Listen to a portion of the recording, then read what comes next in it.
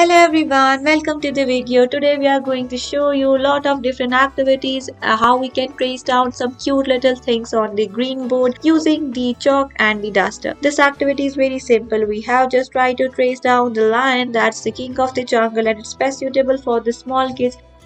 Let's move towards the another activity. Here I'm taking the piece of the chalk and just making somewhat a semicircular shape over it. I'm going to make a hut out of it. This activity is very simple. It's best suitable for the small kids between the age group of 7 to 8 years. It looks so cool and easy. Just give it a try. You can just trace it down over your drawing books using the pencil, or even you can just make it over the board. Let's shift our attention towards another activity using just few simple easy steps. We are going to make this big fat hen. It looks so good and nice and easy. This activity is best suitable for the kids between the age group of 7 to 8.